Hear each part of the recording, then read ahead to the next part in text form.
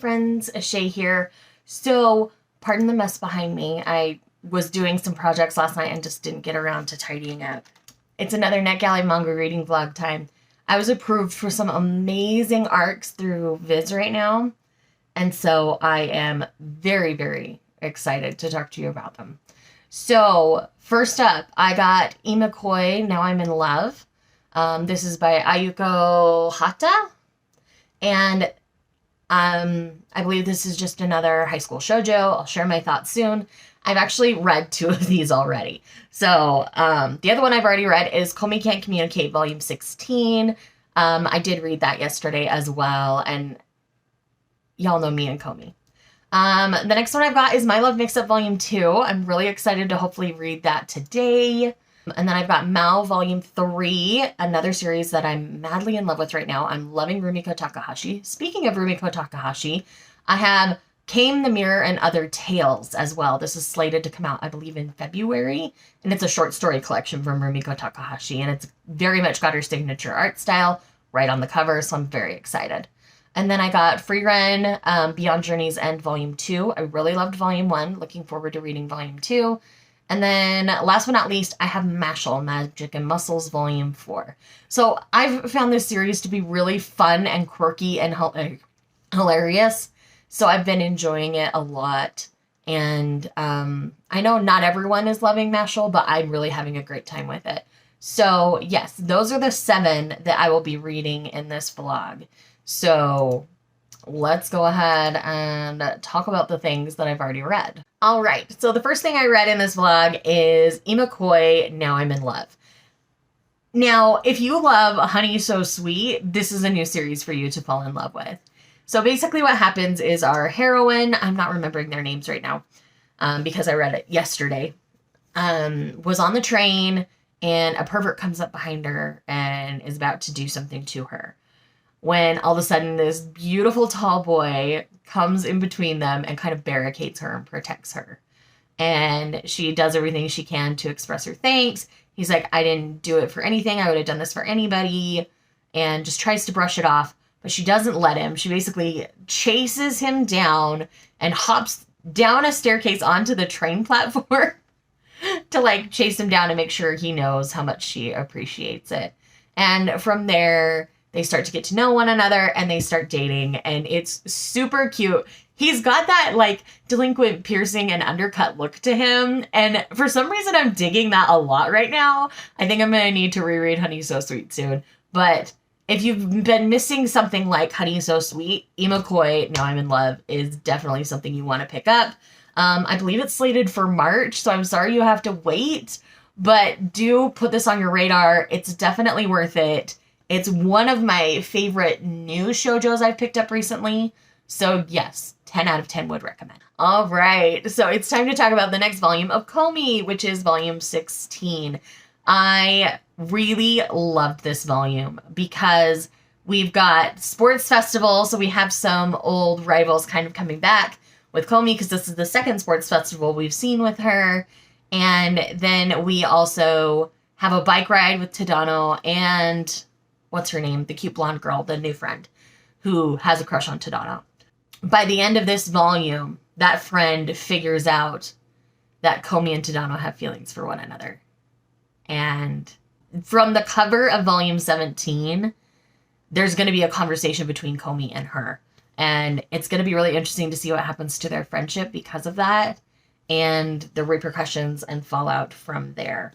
But this volume has lots of really adorable moments with all of our characters, and it felt very Comey. I've been rewatching the anime with my husband. Well, I've been watching the anime with my husband, so I've been re-experiencing those early days. So to see that and then direct comparison to the most recent volume we'll be getting, which is slated for January, I'm still in love with the series. I know some people dropped off kind of volume 5, 6-ish. And I kind of wasn't sure there for a minute myself, because you were still just kind of following the basic plot line. But the plot line does evolve, and I think it gets better from there. And yes, so 10 out of 10 would recommend. Keep reading Comey. Okay, so apparently the file for My Love Mix-Up Volume 2 isn't loading very well. So I did go on and read Mao Volume 3. And I adored it. Like, I really love the progression of the story. One thing it's doing better than Inuyasha did was that the actual plot is progressing faster. Where I felt like Inuyasha, a lot of it, you know, you were just kind of spinning in the same circle. So I really feel like Mao is going to end up being the magnum opus for Rumiko Takahashi. It's their most recent work. And I feel like along the way she's learned the mistakes that she made in her other series and how to smooth that out in her, like, more fantasy-based series, I should say. And it's fantastic. Freaking love it. Volume 3 was no exception to that. We got major progression in our plot. We got to know more about Mao's origin, and we're meeting new characters that are vital and kind of understanding to the greater plot at large. So it's fantastic. Big fan.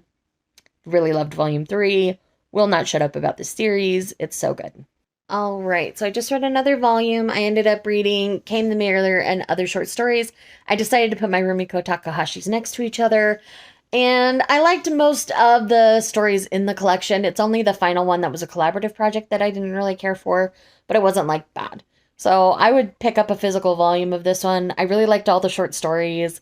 They're very Rumiko Takahashi, and I just really enjoyed them. A lot of them deal with, like, curses and ayakashi, just like Rumiko Takahashi likes to play with. So, yes, very much looking forward to owning a physical copy of it. It's pretty much the size of a standard volume, so I don't know if they're going to make it, like, a bigger size like the Meizan Ikoku ones, or if it's just going to be a normal volume size. I don't know how they're, going to do that, but I really enjoyed the collection. I think my favorite was the penultimate one. The last one was the one I didn't care for because it was collaborative, but there was a thing where, like, this girl's cat ended up cursing this boy to bring them together, and that was really cute. And then I really liked the first one with the mirror, which is on the cover. So, yes. Overall, I think the collection is great. Like I say, I just didn't care for the collaborative one at the end. So, yeah. All in all, if you like Rumiko Takahashi, I think this is a collection for you. Hello. So, I'm home from work now, and I did end up reading Mashal Volume 4 while I was at work today. It was really good. The fight that started in Volume 3 pretty much reaches its conclusion by the end of Volume 4. I'm really looking forward to where the story is going to go from here and how MASH is going to continue to break all the stereotypes. And it's just a lot of fun. It's a really fun shonen series. If you like Harry Potter, but not all the problems with Harry Potter, definitely give Mashal a try. I've been having a good time with it. So yeah, that was so much fun. I'm very much looking forward to continuing. I've got just a couple more volumes left, and then we will wrap this video. Good morning, friends. Happy Friday. So, quick update. I did finish My Love Mix-Up last night, Volume 2, and I actually am really loving the direction of this series. So, we have the initial conflict that happens and the initial, like, mix-up that happens in the first volume, right? So that is rectified through another mix-up. And then that mix-up is also kind of resolved by the end of Volume 2. So through all the mixing up, these two boys are discovering that they have feelings for one another. And it is amazing. I love it so much. And Ida, our dark-haired guy here on the cover, he is kind of dense and it takes him a long time to figure things out.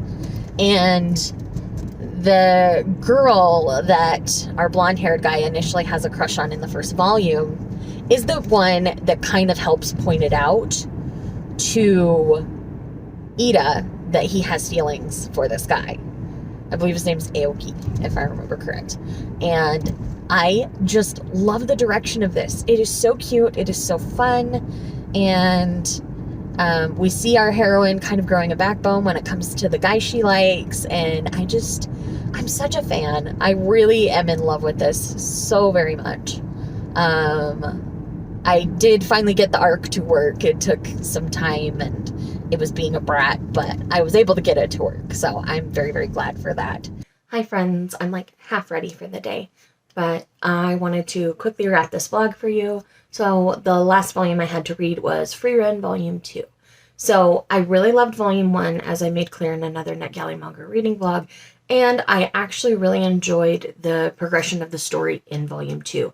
I feel like Free Run is growing as a person, as an individual. She's a fae, so I can't really say she's human, but we see a lot of progress in her life, and I really like the direction of the series from the second volume, so I'm very much looking forward to the rest of it, and I'm in it from here, and she's very powerful. She plays down her powers quite a bit, and I love her for it. We see her take on an apprentice, actually, in this one, and if you've read the first volume, you know how significant that is, and how, well, I guess she took on the apprentice at the end of Volume 1, but we see that she's kept the apprentice on all this time. So anyways, thanks so much for watching this video. I hope with all my heart that you guys enjoyed it. If you're here just because you love me, leave some sort of Christmas related emoji, and I will see you guys in the next one. Bye.